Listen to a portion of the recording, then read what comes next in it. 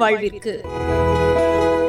யோகாவின் பயன்கள் குறித்து யோகா பயிற்சியாளர் விஜயலட்சுமி ஆர் அவர்கள் வழங்கும் ஆலோசனைகள் கேட்கலாம்.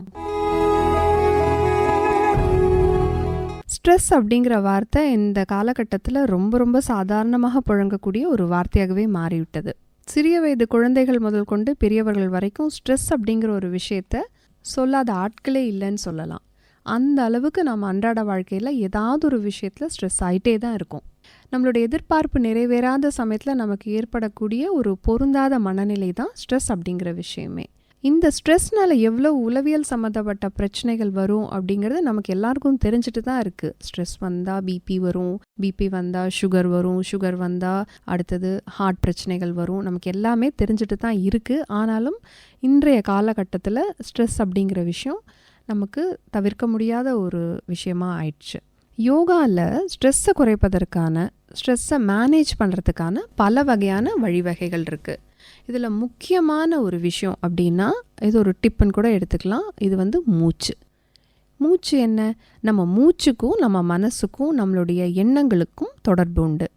நம்ம எந்த ஒரு வேகமான ஒரு எண்ணம் எண்ணும் போதும், ஒரு கோவப்படுறோம், ஒரு டென்ஷன் ஆகிறோம், ஒரு கவலையான மனநிலை இருந்தோம் அப்படின்னா நம்மளுடைய மூச்சு கவனித்து பார்த்தீங்கன்னா மூச்சு வேகமாக போயிட்டு வந்துட்டுருக்கும்.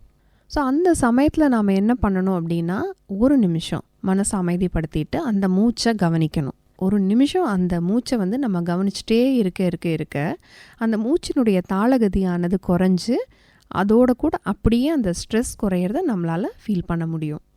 அதோட முக்கியமான ஒரு பயிற்சி அப்படிங்கிறது யோகாவில் மாத்திரமே சாத்தியம். இது என்னன்னா நிகழ்கால மனப்பயிற்சி.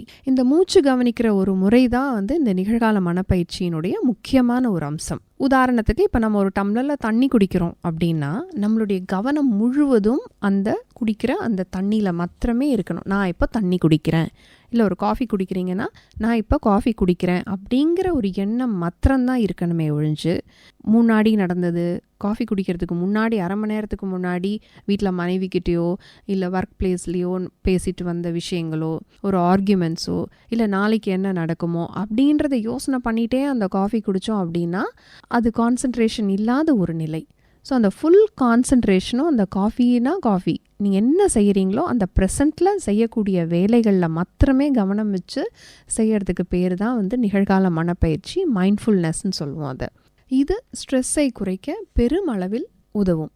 ஸ்ட்ரெஸ்ஸை குறைப்பதற்கு நிறைய ஆசன பயிற்சிகள் இருக்குது.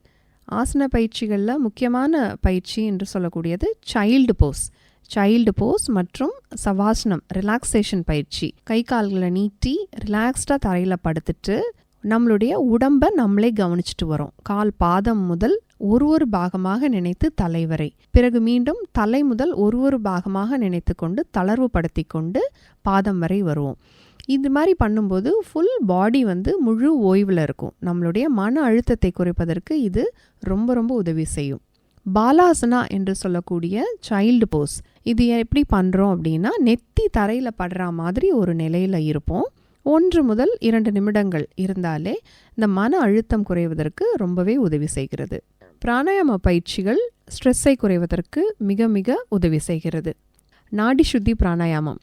நாடி சுத்தி என்னும் பிராணாயாமம் இடது மூக்கு வழியாக மூச்சை இழுத்து வலது நாசி வழியாக வெளியே விடும் ஒரு சுற்று பயிற்சி.